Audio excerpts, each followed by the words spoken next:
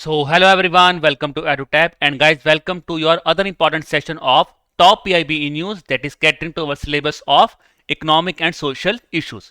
So talking about today's session, guys, I will be discussing with you the important topics that were there in news from 8th to 11th of May 2021.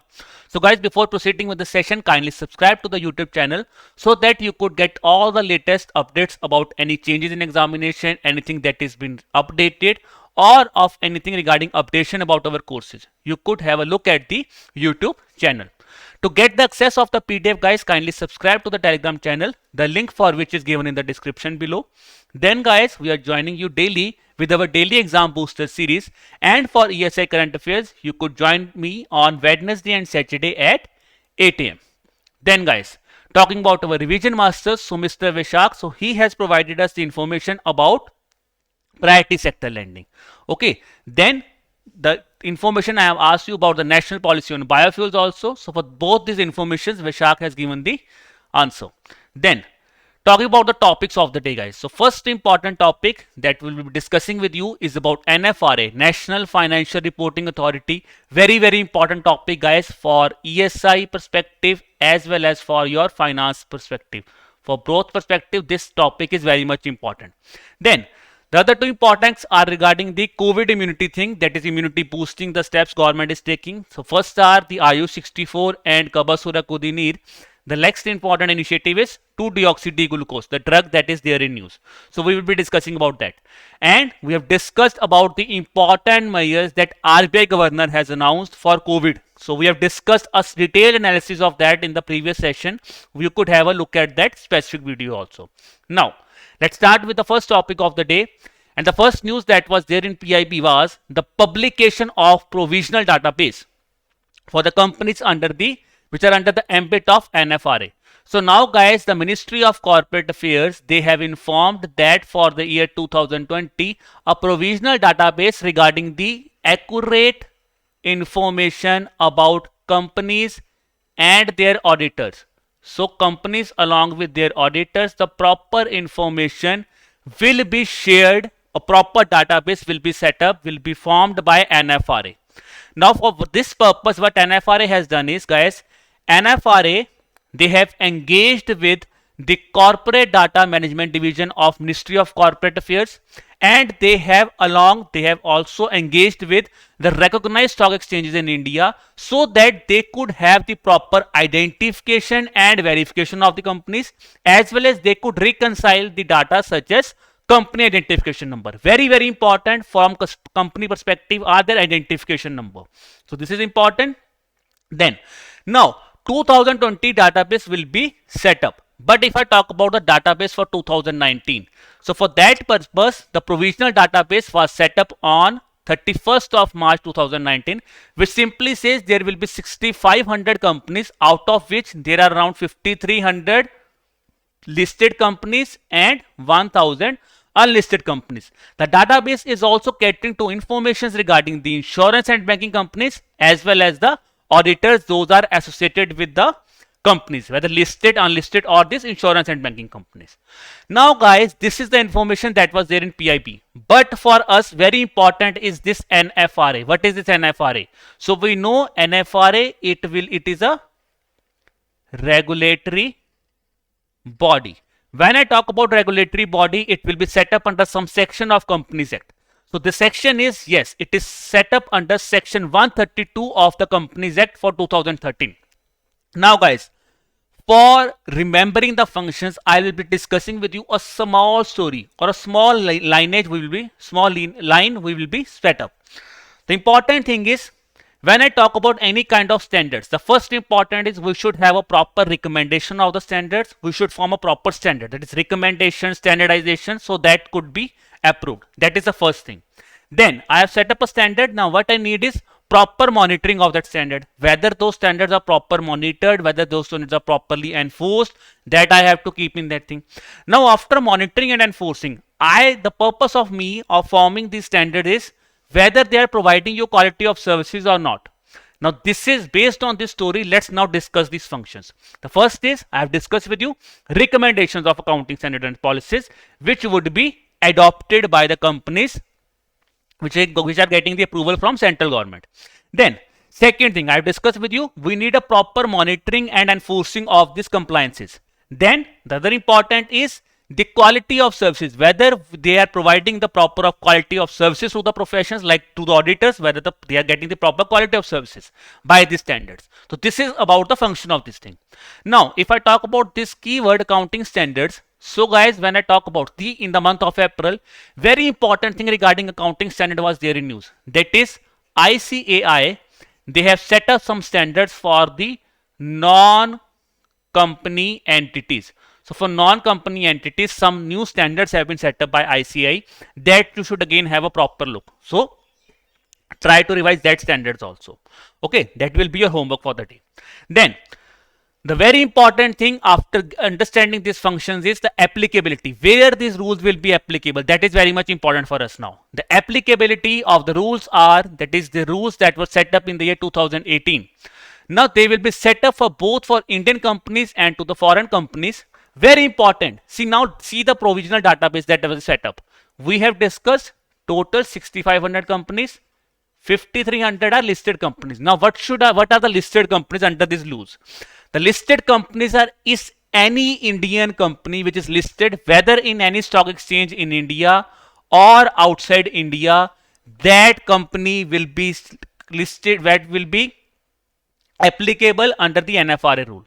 Listed company, whether in India or whether outside India. Then for unlisted companies, the unlisted companies will be those companies who have a paid up capital of more than or equal to 500 crore. This is something very much important. It is not, guys, less than. It is more than or equal to 500 crores. If first condition, second is whether, if not that, whether annual turnover is more than 1000 crores or equal to 1000 crore. Then the third is whether your outstanding loans or debentures and deposits are more than or equal to 500 crores. So this is something very much important. All these things it are talking about more than, not less than. This is very much important. Okay. Then any kind of company. So these also include companies like insurance company, banking company, any electric company or corporate company approved by the central government are also included under the Indian companies. Now for foreign company, those companies which are for public interest are recognized by the central government as a foreign company, it will be considered as foreign company. Then any company which is registered outside India, so they have a subsidiary or associate of that, they will also be considered as foreign companies. Any company which is registered outside India and whose subsidiary has an income net worth of more than 20% of the consolidated company, that company will again be treated as a foreign company, guys. Very important thing here. See, are these applicable rules? Now, when I talk about the applicability, we have not discussed anything about private company. We have not anything discussed about limited liability partnerships.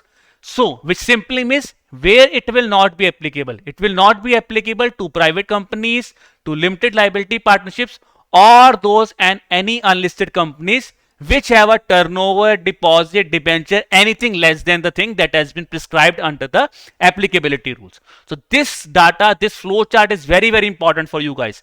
This is very much important thing that you should remember. And if you are liking this thing, kindly share with your friends also so that they could also get the benefit of this lecture.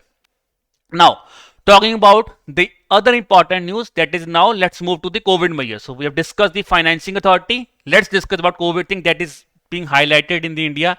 And if I talk about some important data, so today we have seen very dip in the COVID cases. So now let's discuss on that perspective. Now guys, very important thing, if I talk about this two news, that is immunity boosting. Immunity boosting is one thing, because now what we want is, we know the hospitals are full. What we want is, we want that the people should be cured outside the hospitals. So for that purpose, the Ayush Ministry have launched a campaign to distribute this Ayush 64 kit and this Kabasura Coordinate initiative, Kabasura Coordinate tablets. So now, first of all, what are these Ayush 64 tablets? Guys, these are tablets which are basically the Ayurvedic formulation. These are tablets based on the Ayurvedic formulation, which were initially set up for malaria. Yes, initially they were developed for malaria, but now the results have been seen. Their trials have been conducted, which is conducted on the COVID-19 patients. for the symptomatic, asymptomatic, for all these patients, even for those patients who are suffering from any kind of diseases like diabetes, hypertension, they could also use this thing. The thing that has been prescribed is, so these are now being available at Delhi. So what you can do is, you could have these medicines for 14 days with warm water. So that has been prescribed by the Ayush Ministry. Now, if I talk about the development, these tablets are developed by the Central Council for Research in Ayurvedic Sciences. So guys, this is again important thing. Then, along with that, the other important immunity booster that was there in news was this Kabasura Kodinir, which is basically this anti-inflammatory and antibacterial tablets based on the Siddha tradition, that is traditional formulations of Siddha practitioners.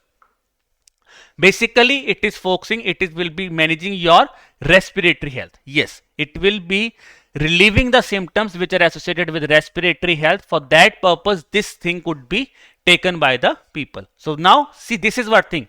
We want that Ayush now, Ayurvedic things could be used so that the people's symptoms could be people's symptoms, as well as they could get relief. Then, the other important thing, very important drug that has been highlighted is this, yes, 2-deoxy-D-glucose. So yes guys, this drug has now got approval, which is basically an anti-COVID-19 drug. Now what is this drug? So basically, if I talk about the drug is being developed by DRDO, that is Institute of Nuclear Medicine and Allied Science of DRDO, along with Dr. Reddy's laboratory. Now guys, see this image. What this 2-deoxy-glucose, what it will be doing is, it will be helping so that the replication of virus could be stopped. Yes, replication of virus could be stopped. So they will be given in the form of sachets to the people, in which where this will be helping is oxygen supply. For that purpose, this drug now could be used. Then the other important thing is, the people will be getting out of the hospitals as early as possible if they are using these kind of drugs. And this is what that I have discussed with you is, it will be helping in accumulating the virus infected cells so that they could reduce the growth and stop the synthesis and energy production of this virus. Okay, now that brings us to the end of the session guys. So now I hope you will be getting this, you will be using these immunity boosters also if anybody in your family is suffering from COVID-19. So take care of your health also, and these initiatives are also important, which is being launched by, which were there in news in PIB. Now, coming to the practice MCQs guys, the first important topic was that we have discussed about NFRA. So we have discussed that for March 31, 2020, the data will be published shortly. The first question is that under which section NFRA has been set up? We know section 132. The other important thing is, you have to tell me the correct statements which are regarding the NFRA for unlisted companies. These are the three statements. So we know all the statements are wrong. Why? See this keyword, less than or equal to, less than or equal to. Then this subsidiary company line. So we know both these datas, the answer is it should be more than. And the other important is, for this 20% thing, we know it is not for Indian companies, it is for foreign company. So these are the important things that you should keep in mind, because these are kind of things in where the examiner could play with you. Okay, so these questions are very much important. Then the next question is about Ayush 64. You tell me the incorrect statement. So we know the traditional formulation by Siddha is related to Kabasura Kodinir. Okay, so this statement is regarding that. So this is incorrect for Ayush 64. Then the last question is about the 2-deoxy-D-glucose. So along with which organization DRDO has developed this drug? That is by Dr. Reddy's laboratories at Hyderabad. So that is option number C. That brings us to the end of the session guys. So before ending, let's discuss about the homework. The homework is, you have to tell me the important changes that have been made in the accounting standards regarding non-company entities by ICAI. So there were some changes regarding the level 1, 2, 3 and 4. So you have to tell me about the various levels, or what are the company entities, what are the companies which have been established. Very important guys, this thing could be asked in the examination even in ESI perspective. It is not only important for finance, but in ESI in terms of employment generation in India. This kind of questions could be formed there also, could be asked there also. So this is again important for us. Okay, then Now that brings us to the end of the session.